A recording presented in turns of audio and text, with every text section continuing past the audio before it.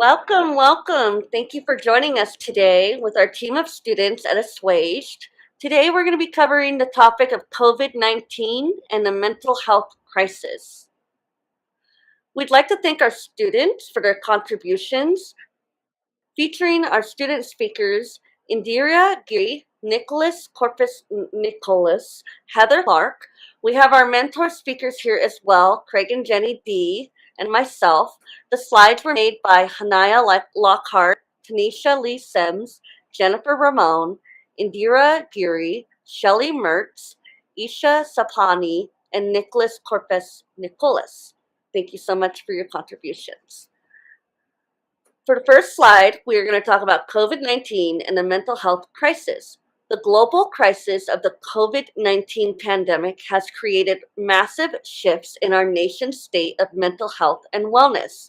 Culturally, our immediate focus typically lands on our physical wellness, the risks and damage that accompany getting the virus, as well as the struggle for many to get basic needs met.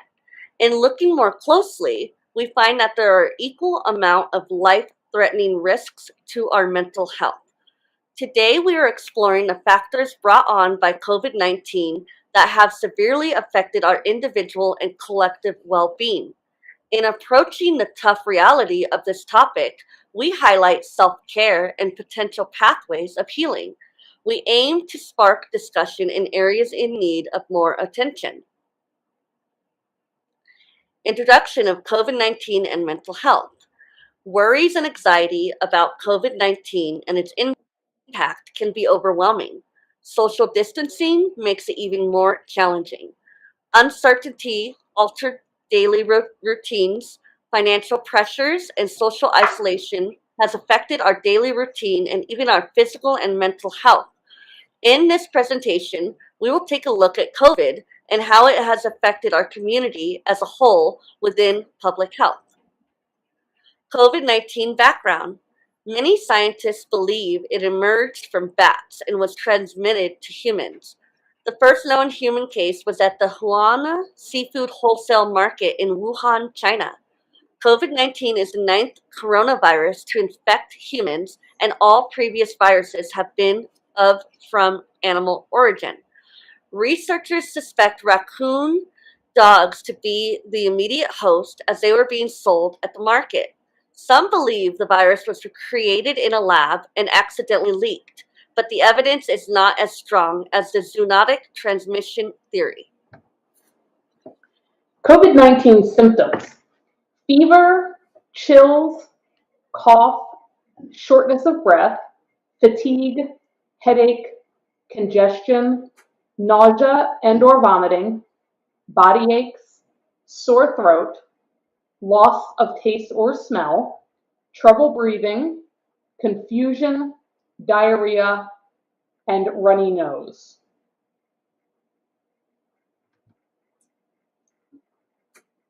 COVID-19 risk factors include heart conditions, obesity, diabetes, history of stroke, hypertension, age, and immunity.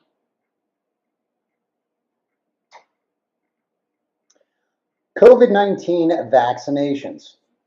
Pfizer and BioNTech, 95%. Moderna, 95%. Johnson & Johnson, 66 to 67% effective. 85% effective against hospitalization during Omicron surge. Novavax, 90% effective against lab-confirmed symptoms, cases. 100% effective against moderate and severe disease. Oxford AstraZeneca, 76% effective against symptoms and disease, 100% effective against hospitalization, and 85% effective against infection from COVID-19 in adults 65 plus.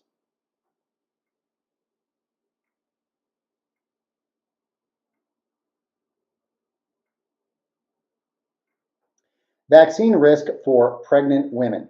Vaccines do not interact with women's reproductive organs or any means of affecting the eggs being released or fertilized. No credible data to show a correlation between the COVID-19 vaccine and infertility. Women who are pregnant or recently became pregnant are at an increased risk of severe illness from COVID when compared to women who are not pregnant. Those who are pregnant and get COVID are also at increased risk for preterm birth, delivering before 37 weeks, and stillbirth, and might have dangerous overall pregnancy.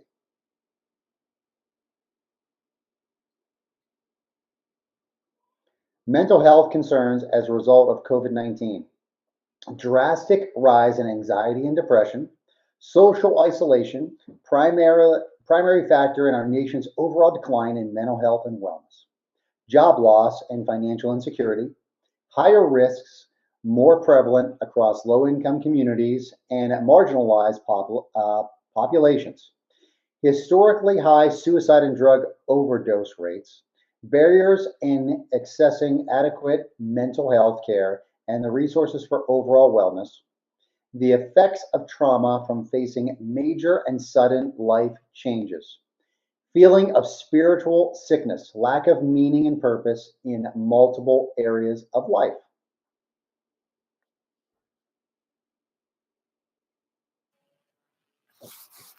Mental health and stress. Constant fear of contracting COVID-19. Stress weakens immune systems and makes people more susceptible to contracting the virus, more likely to develop insomnia and depression. Possible incentive to use tobacco and drugs such as opiates, job stress, nurses, doctors, small business, and self-employed. Mental health and anxiety. Isolation worsens mental health, inherently social. Growing unjust attacks against the Asian community, enabled by constant news updates and social media, can be further exacerbated by obsessively checking the news, social media misinformation, and the underestimating how far and fast information can travel. Healthcare workers heavily at risk of contracting COVID-19. Various mask mandates between states, organizations, etc. Possible financial difficulties and exacerbated hypochondria. Mental health and depression. The body's immune response to the virus. The stress of having a COVID-19 infection. Concerns of being infected by other people and vice versa. Stigmas associated with infection. Grief of losing a loved one.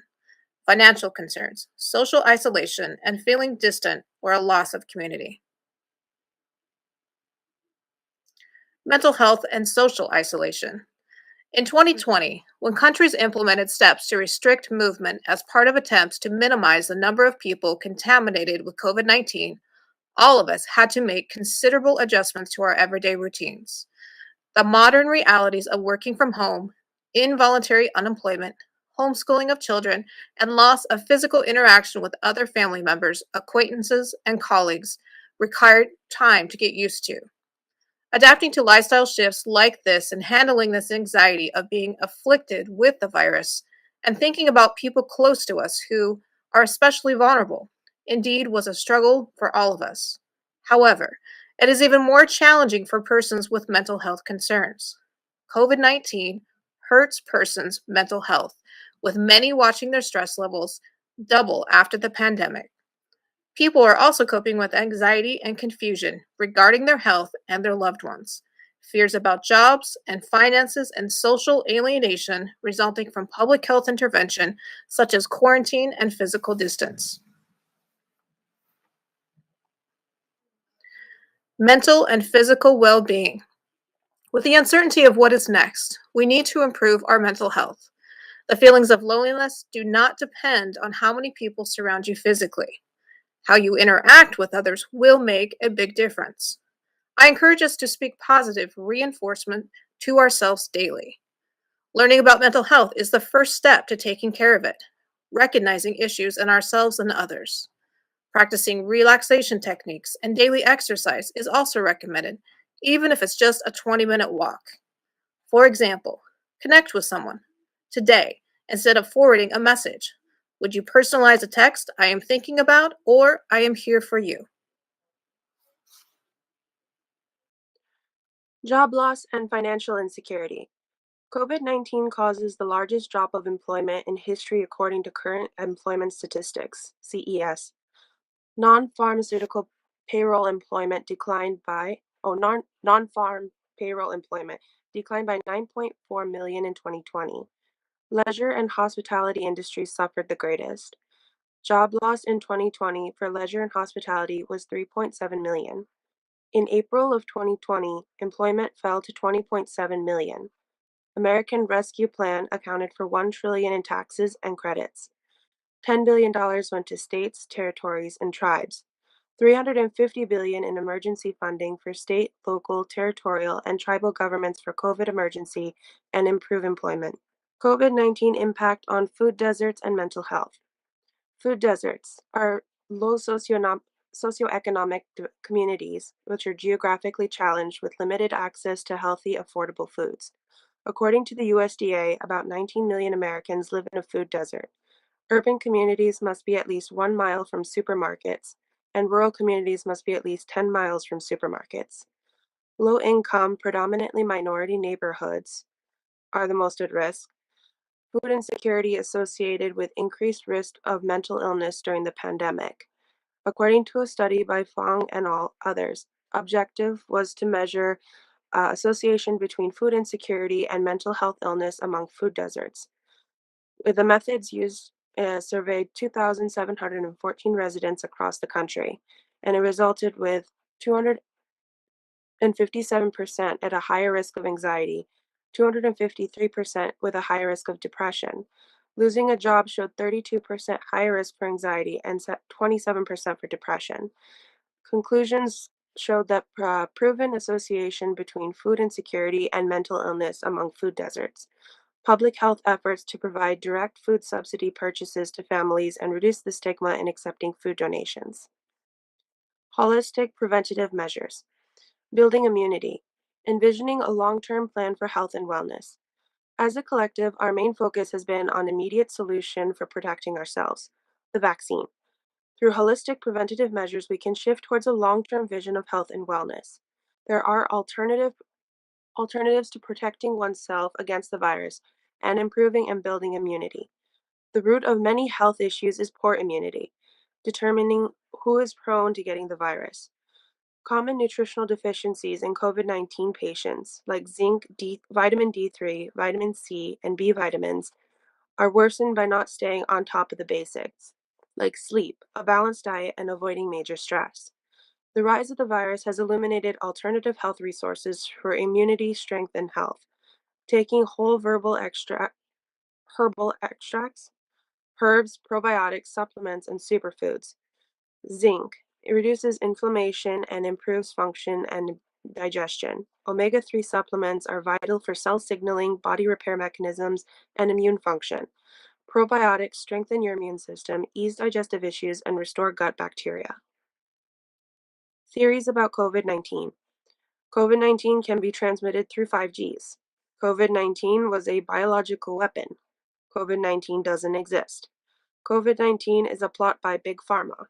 It's difficult to accept that a flu-like illness could be fatal. Lingering beliefs about vaccinations in general. Time for discussion. Now we'll be starting a discussion based off of today's topic. We encourage you to participate in this discussion by sharing your thoughts and ideas. We'll be reading viewer comments, and our team of students will be discussing these responses as well as adding our thoughts. Question 1. How has the COVID pandemic affected all areas of life other than health? So that's an interesting question. The COVID pandemic has affected so many people, and it has really shut our world down in so many ways. And I know mental health is just a fragment of that. People have become Mhm. more antisocial. People have, lost a lot of faith and trust in the system and in other people, and our ideals have changed towards one another. How would you bounce on that, Craig and Jenny, with this question and what it's asking? Well, I will say that, I mean, an example personally, one of the things that we've done in our world is we've done wellness retreats. Now, you guys can already tell right from that, wellness retreats. How can you get a bunch of people together whenever there's a COVID pandemic going on? And you really can't. It's very difficult to do that. We always got people in large gatherings in a humongous home, and we were all learning from each other. But with a pandemic, we weren't able to do that. And doing something on Zoom, you can't captivate an audience for 8, 10 hours a day. I mean, 30 minutes sometimes is about as much you can captivate somebody on Zoom. So it made it very difficult for our business. And so we actually had to really pull back on what we were doing and reevaluate. And we had to repurpose how we were building our business until things then started to come about. And that's personal for Jenny and I. Mhm. And I'm sure that has affected as we know, many other people out there whenever it comes to their business because they couldn't travel. They were, they had losses coming in. They had a lot of debt. I mean, we've experienced that ourselves because we couldn't get as the income coming in. We already had the debt built up, and so that was something that affected us. And once again, I mean, we know other people that's done the exact same thing too. But like I said, that's a personal example for us.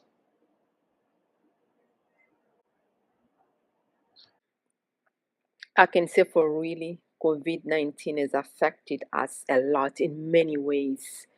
We saw like the kids were just doing classes online, even church attendance. We could not go there physically. We had to follow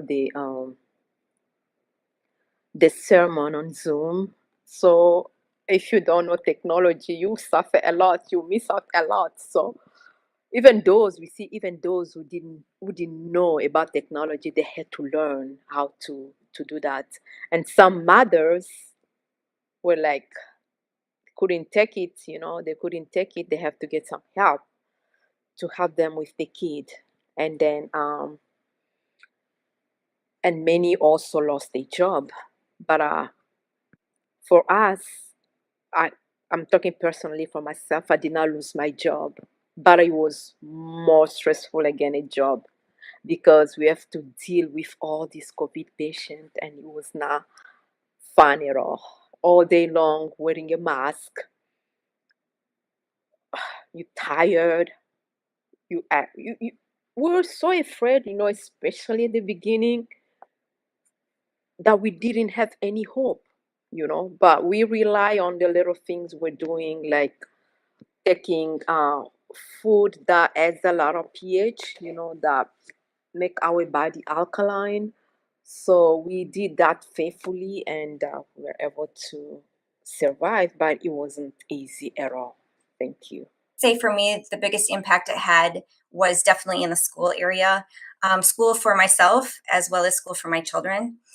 Overnight, I became a virtual teacher to a second grader and a sixth grader, and I had no idea how to do that, and it did not go very well. My son and I butted heads every single day. There were tears, trying to teach him something I knew the content of it, of course, but I didn't know how to teach it to him because I'm not trained in that particular area. And then at the same time, I started my master's degree with Purdue. So I was trying to juggle my own schoolwork on top of my children and trying to deal with their mental health as well as trying to school them as well. Thanks. This has changed our perspective regarding the importance of life and meaning of life. What I believe is that this will help us to achieve more greater balance of quality and life balance. And I would say this is one of the blessings in disguise for humanity, that we need to respect our families, respect every moment which we spend with them, and take care of our health, take care of our well-being, should focus on meditation or some other techniques, and how to respect other people, their different opinions, because at last we are mere mortals, and we need to appreciate every small thing. And I am thankful to Assuaged and Ray and Jenny for this discussion. I appreciate everything. Thank you so much. Thank you so much for sharing that. Heather, what do you think, dearest? Just from personal experience, I had spent 2 years building up a business that was supposed to open on April 1st, and then COVID happened, mid-March. So what I have discovered with myself and other entrepreneurs is that we had to pivot dramatically, and we've continued to have to pivot to, because I'm in the wellness business too, and I couldn't teach yoga anymore in person, so we went to online, and then we just kind of kept changing directions with the company until we kind of figured out that the world landscape has changed now, and that we needed to change with it for the future. And so we're going all digital now. But I think a lot of businesses have found themselves having to completely redo the way that they do business now.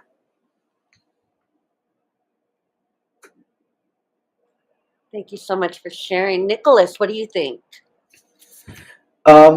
For me personally, I feel as if, yeah, I was just, especially because I'm in my senior year, when the pandemic first started here, it was around March, and I know that has severely affected the way in which people, maybe in their approach to studying, because almost everything was moved online.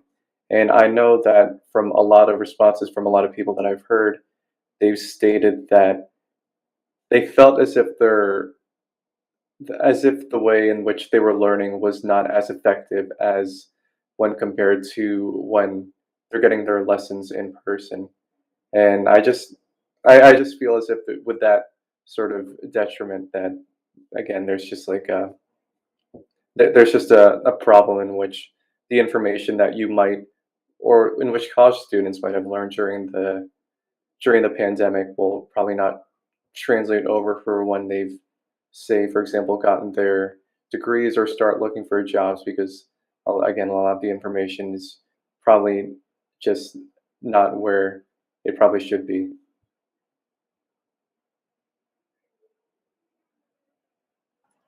Thank you so much for your input on that, Nicholas.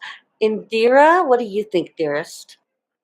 Well, going off of what Nicholas was talking about education, I know personally my niece is fallen quite a bit behind because she was supposed to be in first grade in person last year, and that year was basically a washout. So now she's in second grade, but I don't know exactly what kind of material they're going through. She's so far behind. Um, I think almost that she needs to probably repeat a year. Just it's bad for the kids and even the college students, frankly, because it's hard to you're basically doing self-paced learning, and you self-study, and that works for some people, but a lot of people need that teacher in front of them to give them the weekly deadlines or some structure. And yeah, just doing it on your own doesn't necessarily help. But beyond just education, I think even healthcare itself has also been affected. Anytime you have a negative, you always have a positive. So, I mean, telehealth and telemedicine has gone by leaps and bounds. It's improved in progress. And I think that's going to help a lot of people too, especially like the elderly. Thank you so much for sharing that. Such thoughtful discussion here, you guys, and I know the world is just going to love the input that we're all sharing. So let's move on to the second question. Nick, So since the COVID pandemic arose, what coping is done to protect mental health? Activities, exercise, hobbies, what does everybody do to try to cope the past 2 years? well, what do you think, Heather? Well, being in the mental health field, sometimes we're like doctors and we're our own worst patients. So, something that I've had to take time out in my day is I can't focus so much on creating classes for all my students that I also have to remember to do my own practice. And so I use, a pretty strict schedule of what I'm going to do every day. I have apps that help kind of keep me focused, to set aside time that I can have for myself. And I make sure that I do that first thing in the morning, or else it doesn't get done. And if it doesn't get done, then I find it affects me later. And yoga is a great barometer for telling how you're doing internally, because some days I will be, hitting all the poses with no problem and feel super strong. And then, a couple days later, I will be doing my self-care, and I'll fall right out of a pose that I've been doing forever. So that's kind of how I've dealt with it. And I use that as a barometer all the time to see where I'm at. And if I do feel weak that day, I know I need to get back to my self-care. For me personally, I used a lot of exercise. I had an app on my phone that I downloaded and used to track my workouts, mostly done with body weight, so I didn't have to rely on the gym. I can do things at home at my own pace, and that helped out a lot. Anytime that I ended up being restricted to home and I couldn't get out, that's what I would do, just to keep myself sane, kept myself a little balanced. But it was difficult because, you find yourself sleeping a lot or just laying around a lot, not motivated to do anything. But as it kind of goes into one of the other questions, Zoom and being able to telework kind of kept me engaged with people at work as well, if I was never there. But for me, work, I had to go into work. I work closely with other people, and a lot of time it's very tactile, so you have a lot of touch, and there's not the ability to telework. So dealing with that too, I think, was another thing as part of the mental health, is not so much dealing with isolation, but dealing with the pandemic. And did we come in, or did I come in to work with fear, or did I know, like, I have to come into work and this is what I'm going to do and move forward from how do I keep myself healthy? So that were the other things that I did.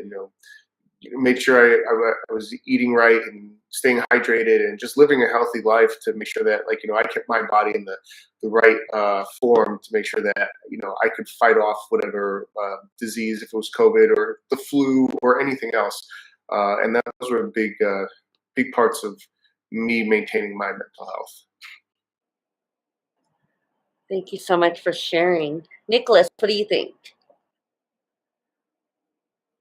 For coping specifically, I know that I've become more aware of just my routines and just what I've been doing, because I know before, this might go a little off topic, but before, I would just usually go around, I'd find myself just sitting down and going through like social media. And ever since the pandemic started, I started to become more, I guess, conscientious about where I'll put my priorities. So for things I've done to, I guess, to cope during my time during the pandemic is to basically just, again, what Heather mentioned, and just breaking down taking some time out for myself and then separating that from priorities. Because I know that just putting most of your time into one thing can severely just, I guess, deteriorate you over time.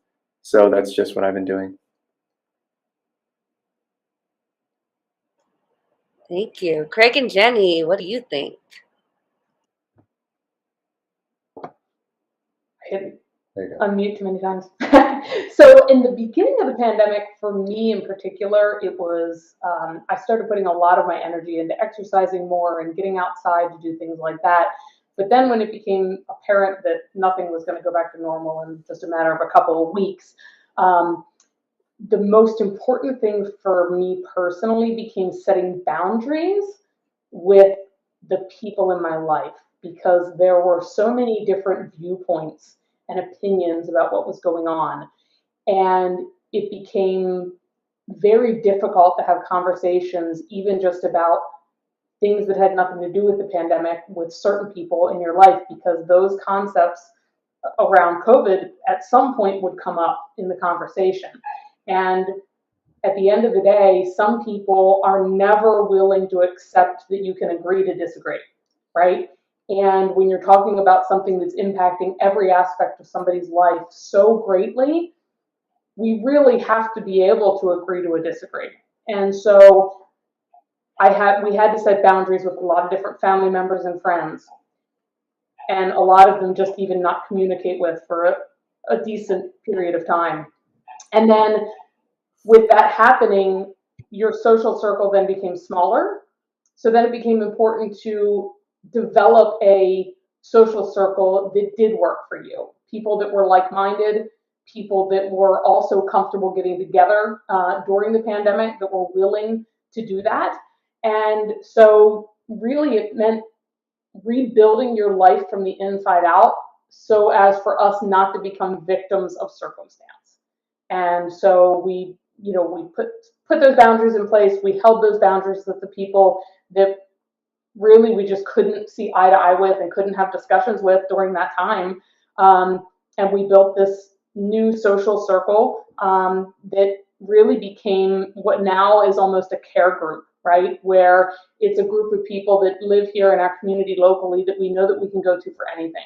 So no matter who's sick, no matter who needs help, no matter who needs food, care, a ride somewhere, whatever that is, but it is this care group now that is not only a social circle, but we're here to help each other. So we know we always have support no matter what happens. And a lot of times that involved even going to each other's houses when somebody was sick with COVID. And, but without that care group, in our personal opinion was, how dare we leave other humans isolated with no help? And so we were willing to put ourselves out there and associate with other people that were willing to do the same to make sure that as a group we were cared for.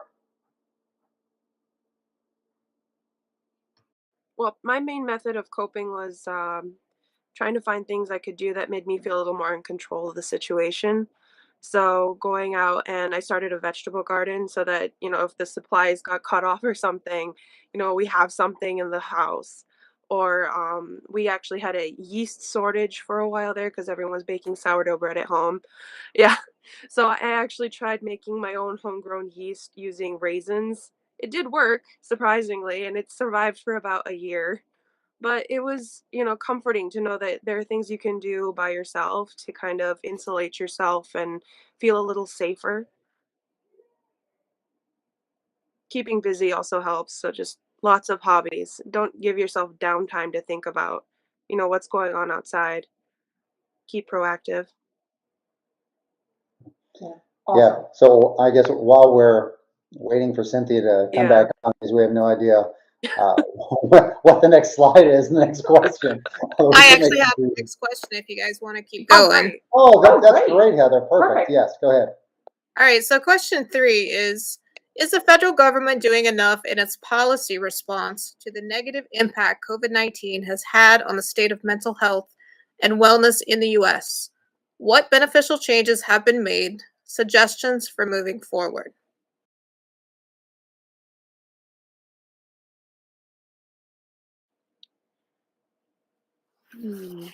Nicholas, do you have any thoughts on that?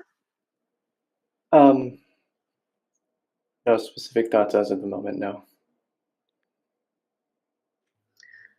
So I think working in the government for as long as I did in the military and the federal government, I know that their hands are tied on many things. It takes forever to make changes happen. So even though I wasn't working in the federal government when this happened, I can only imagine everything that they were pressured to do that still took time.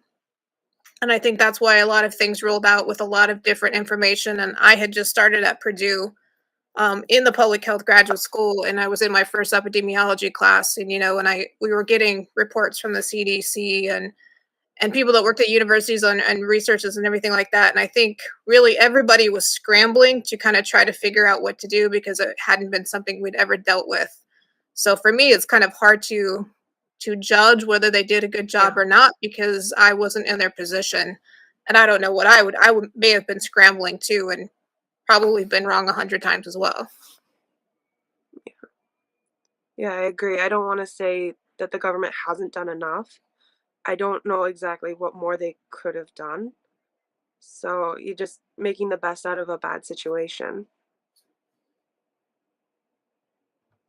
For a moment, I'll bring a slightly different perspective in, which is the question of, that slippery slope of how much do we want our federal government to do for us? Because we've Yeah. become very reliant as a society on government bailing us out all the time. And, I've done a lot of, research and just thinking about it in general of how much, do I want them to control or influence my life, and especially the personal choices that I make around healthcare for myself and my family.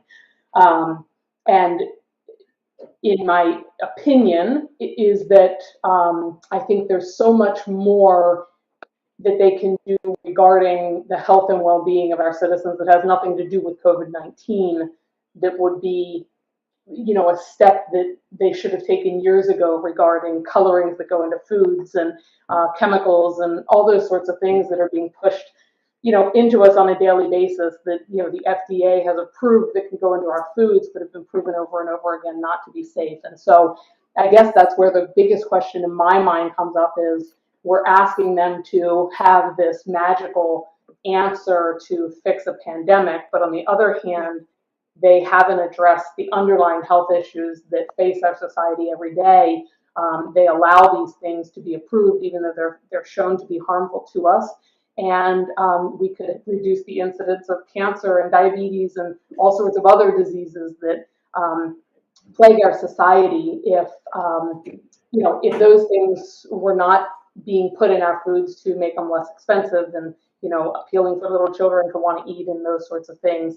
And at the end of the day, that being said, I also believe that we all have a very great responsibility to take care of our own personal health, right? Because we have a choice of, do we buy the products that have the chemicals and the colorings in them? And what are we eating? And are we growing our own vegetables, right? Indira, I love that you said that. That's so cool. It's like we have so much control of things we can do that will help our overall health for ourselves.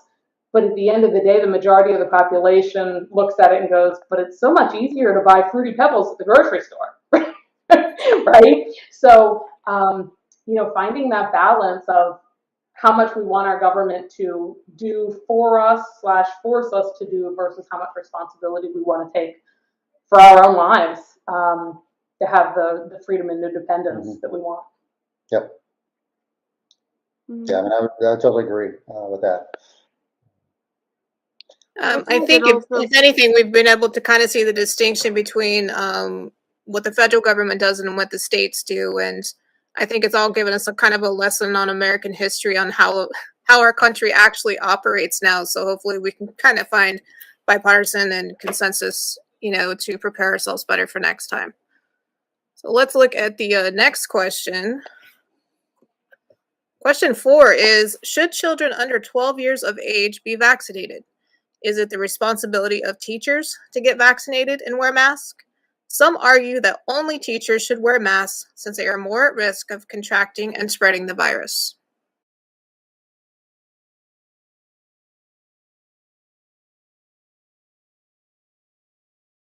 I feel that children under the age of 12, as well as teachers, should be vaccinated. I feel that it is our responsibility as the public to not only protect ourselves, but also to protect others who are unable to get their vaccinations. Perhaps they are immunocompromised or they have a medical condition where they're unable to get this. Personally, for my children who are 15, 11, and 8, we have all had our vaccinations in the family, and my oldest has had his boosters as well. My youngest actually had a pneumothorax when she was younger, and while this puts her at a slightly elevated chance of getting colds or retaining these colds, she had no signs or symptoms. Afterwards, she had no complications. And I do understand that this is not for everyone. I do understand that children under the age of 12 out there, some of them have situations, medical situations, where they're unable to get the vaccinations. But as a mother, it's my responsibility to have my child vaccinated in case your child is not able to. I also feel that it's my job to protect my family members who are unable to get vaccinated. We have several who are going through medical situations such as chemo, and they're unable to be out in public. And I'd like for my children to be able to go and see them and to hug them. Not to mention, there may be children in my daughter or son's classroom who are unable to get the vaccine. As of October 2021, over 8,000 children had been hospitalized for COVID, and it was one of the top 10 reasons why children were dying in the United States. Not to mention, teachers chose this profession. They knew they would be working with children, and it is their job not only to teach our children, but also to protect them. And this includes, in my opinion, keeping them safe from communicable diseases. Thank you. Indra, what do you think of that? It's interesting that you asked me that, because in class last month we actually had a discussion about, whether vaccines should be mandated. And historically in the US, this is not a new topic. Starting with Washington back in the 1700s during the Revolution, he mandated that his army had to get vaccinated for smallpox. And then later on in the 19th century and the early 20th century, they had vaccine mandates as well because of, they had the Spanish flu in the 1920s. And even before that, they were mandating vaccines. And obviously, the American people were not happy then either. So, I mean, it's nothing new, but I think if it's in the interest of the public good and public welfare, then, as an American, you have a patriotic duty to protect your neighbors, especially the people who cannot be, vaccinated or they don't have immunity. You're doing a service to them. It's not just for you. As someone in the military that got stabbed in the arm more times than I care to remember, I actually have a vaccine injury, as some of my other friends do, and I've actually seen some of the military actually protest these vaccines when they actually would stand in line and get about 30 of them at a time. And so, in my opinion, I absolutely am not against vaccinations whatsoever. I'm fully vaccinated, my children are. But when it came to this, I know the amount of research that goes into creating a vaccine. And so I think that's why people were a little bit hesitant about it, and the kind of incentives that they were saying, like in the airport, I heard United Airlines say, if you get your vaccination, you get a free vacation and stuff. I think that kind of thing kind of started producing some fear in people. Like, why are they pushing this so much? Obviously, it's important, but I think it was the way that they marketed it that turned a lot of people off. Yeah, I mean, I would, a few things I've got to say. There's so many thoughts that went through my head right there. Number one, I think what Jenny had said earlier, but it should always be a choice. And that's where, those are our rights. And it shouldn't be forced upon us in any school, work, etc. And there are people that, are, and first of all, and Heather, what you said about it was being pushed, and it was in a very odd way. It was like, why was it, being pushed and giving incentives? Two things I will say. One is, this is something that most people, whenever I tell them, are very shocked by this. But we all know that under emergency action, that the vaccine, that the pharmaceutical companies actually cannot be sued, even if you suffer from whatever it may be from the vaccination. This is very interesting, though. But once the emergency authorization, once it gets taken away, and then you can actually sue pharmaceutical companies unless children are vaccinated. If they approve children's vaccinations, then at no point in time after that can you actually sue a pharmaceutical company. And this was something that about months ago, and it was pretty disturbing, which was why, so you can think about that, yourself. The other thing I'll pop up is courtesy. I know some people have said, hey, listen, it's a courtesy to do it. And the way I looked at it, whether it's right or wrong, is, it was a courtesy if we should have probably just stayed in England and listened to the king. It was a courtesy if Rosa Parks just sat her butt down on the bus and just kept her mouth quiet. But there's people that were questioning things, and it's okay to question. Once again, and what Jane had said even earlier is that it's okay to agree to disagree. It's, it's some basis, the basis of whether you're vaccinated, whether you believe in them, whether you don't. It's completely up to you. It's always your choice, but it comes down to, it should be your choice at all stages of life. Yes, I do agree with that. And, we're all in the medical field and we kind of understand how vaccinations and herd immunity work and everything like that. But I definitely think that it's okay to question things that come to our health, because I think a lot of times we go to the doctor and because we see them as an authoritarian figure, we just do what they say. But part of self-care is to educate yourself about your health as well. So I think we got one more question here. It says, question 5 is, do you believe that COVID-19 has further pushed society to further integrate technology into their lives?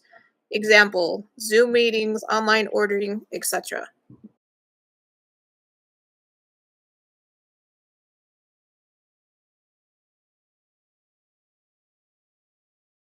Jenny, what do you think about that? I think it did for a period of time.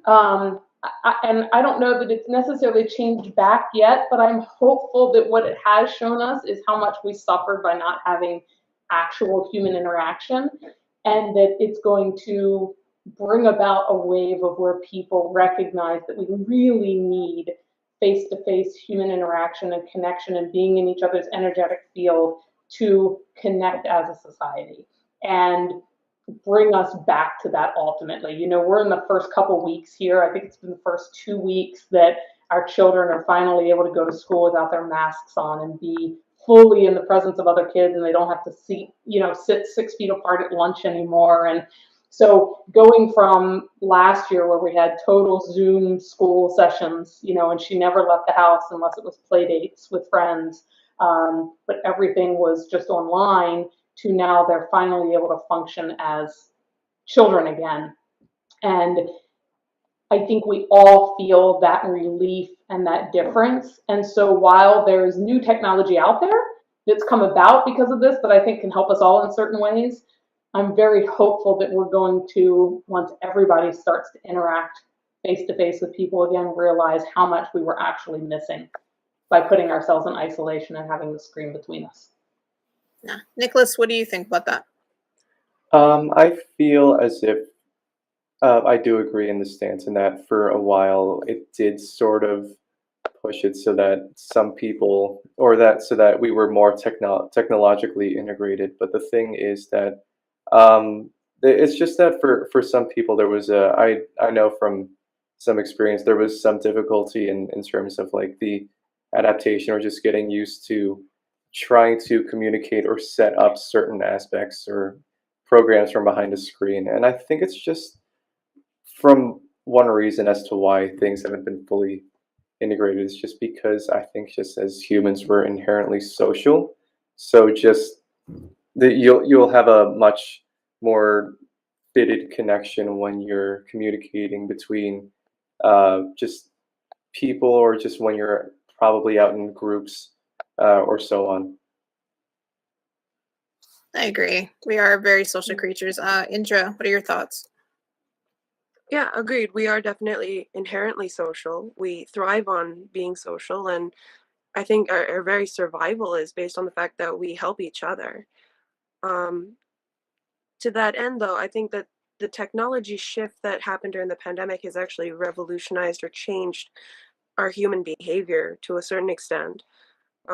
At least in my experience, most of my contemporaries, they want to work remote, and the social interactions they have after working remote means that they have more time for either their family or their friends or things that they want to do, spend time with the people they want to spend time with. It's not necessarily spending a set number of hours during at the office with face-to-face meetings that could be done online, and you can work at your own pace with your own your own methodology. at your own schedule. And that means you can relocate. You don't have to be in the city. You can be in the rural area or a countryside. And if you enjoy the outdoors, or if you just need more space, or you want to live more effectively, more cheaply, there are more options available to you. So I think to a large extent, that has been a positive change for people. Yeah, I agree. I have children in school too, and I saw a huge behavior change, in knowing children since they were kindergarten and then being locked up for a year. They didn't know how to act around their friends that they've had for 12 or 13 years, and it was a process. And I was actually substitute teaching at the time too, so I saw the different effects it was having on children, and teachers were very frustrated. And as far as like businesses go, moving to remote work, I'm all about teleworking. Like, I love to be able to work on my own and have a flexible schedule and spend time with my family and leave when I want to. But another effect, an economic effect, I don't think that people think about. I was talking with my business partner. We were driving around and we saw, he said, I've been in Columbus for like 30, 40 years now, and I've never seen rental signs on these huge business buildings. There were so many buildings for lease that he said it kind of scares me how that's going to impact the economy. So I think it would be great if we could find a balance for hybrid, to telework part of the time, but still be able to get the social interaction with our coworkers and our colleagues, and so that we don't have that huge economic impact. True. But I think, Craig, what do you think about that, having economic impact with remote work? Yeah, first of all, I think everybody said something that all made sense. And there are new technologies that came about, and that actually has helped a lot of things. But at the same time, the face-to-face isn't there, social interaction, it's just not the same. I mean, if I sit there and coach you, if you come over our house and we could spend all day, 6, 10 hours, and all of a sudden it's like, wow, where'd all the time go? If we're on a Zoom call for 30 minutes, it's like, oh my goodness. I mean, even on my end, I'm there like, well, like, are you paying attention? Is your phone going off? What's going on? It's like, your mind is just, it's in a different place. And having, and right now, for example, I don't know where everybody else is, but I know it affects all of you, is gasoline prices. So there are a lot of people that maybe have said, oh, well, I'm back at work now. I don't want to go back to work now. I want to go still work from home because of gasoline prices and how far they have to commute. So having some type of hybrid, some type of options, because everyone does work differently, but you have to really know you and not fall into this hole, because that's what I think some people have done in multiple ways, whether it has to do with isolation, alcohol, drugs, and you have to be able to know yourself and understand yourself. Say, listen, what is the best thing for me? And you've got to ask that question to yourself. So that's what I would say. You guys we're all right in our own little way, and we have to find our way of technology. And these are the discussions that everybody should be having, and Jenny, you brought up that you had to set boundaries initially when this started for people to disagree, because having these critical thinking discussions rather than I'm right and you're wrong, it's so important to listen to other people and get their perspectives. And even if you don't disagree, you can validate what they're saying. It's all about communication, and maybe you will pick up a piece of that conversation that you're like, oh, all right, well, I didn't think about that, and maybe it will change your perspective a little bit. But we're getting ready to wrap up the end of the hour. We had a little bit of glitch with Cynthia popping up, but we kept moving forward. And as my favorite Marine saying is, adapt, improvise, and overcome. And if anything, COVID has taught all of us to adapt, improvise, and overcome. But thank you guys for joining us tonight. Check out Assuaged, check out all the great products we have, and we hope you guys have a great night. Yeah. Thank Take you, care, everybody. Bye-bye. Bye. Thank you. Thank you. I just want to talk about a nurse's experience because I did not get the chance to earlier in this presentation. So during the height of the pandemic, my mother was a nurse, And because of the stress that she had endured during that time, she had to retire early. She was meant to retire this year, but she retired around a year early, around December 2021. So when the height of the pandemic was happening, it started to get it got really bad because she was a nurse within University Hospital, which is in Newark, NJ. And if you know about Newark, you know that it is a I think an international, or it's a very it's a hospital in which they take a lot of patients. And because of the income area, there tends to be a lot of cases around there. And it started to get to the point in which a lot of people started to people were just popping up here and there, that they had to at one point call the military for assistance and just trying to help assist the patients just move over to areas in which they could be quarantined. And every day was just stressful for her and the other nurses, because during this time she told me about this, because every time she would come home, she would have to like change her articles of clothing. The shoes she wore, she would have to leave outside, because it was during this time where it was under the assumption that that COVID would spread through. I think like through layers of, just if it's stuck on the walls, it would be there. But now we know that's only airborne. But it was during this time where she just had to. I think she said, if I remember correctly, she had to put on um, an N95 mask, some face shield. I don't know how many N95 masks, but she had to put on scrubs, and she had to put another article underneath every time they went back and forth inside of the isolated rooms. And there was always a chance in which they would they could get sick, but miraculously, because my mother and all the other nurses were so careful, she got to I never got sick, and I'm very grateful for that. But she told me how she would have nightmares, and how her time there would have a toll on her, because I assume 30 minutes, or just every once in a while, there would be an announcement that somebody that they had met would just pass away. They would die the next day. A patient that they had to turn over in order to get the fluid out of the lungs of COVID would pass away. Or if miraculously they were to make it out, then they would just play music over the loudspeakers. But most of the time, it was just them reporting to one room and having to remove somebody's body because they didn't make it. And with all the running around, it just everything got to her. It's a miracle that, or no, it's not a miracle.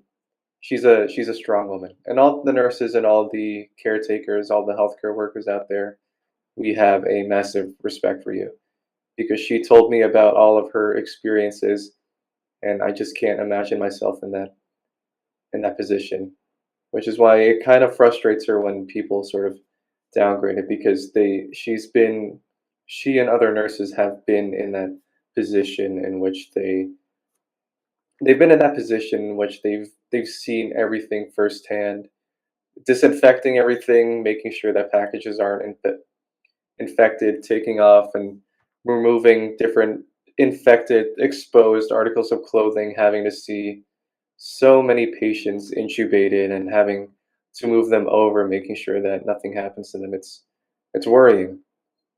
And I know I and a lot of people have lost a lot of people close to us during this time, and it's unfortunate. But the good news is it's starting. We're starting to get there. And I know this is an opinionated piece. I don't know if this is still recording, but I just wanted to tell my thoughts from a healthcare worker, which is from my mother, who was a nurse again during the height of the pandemic. A woman I respect very much. But thank you for showing up to this talk with all of us. Thank you so much.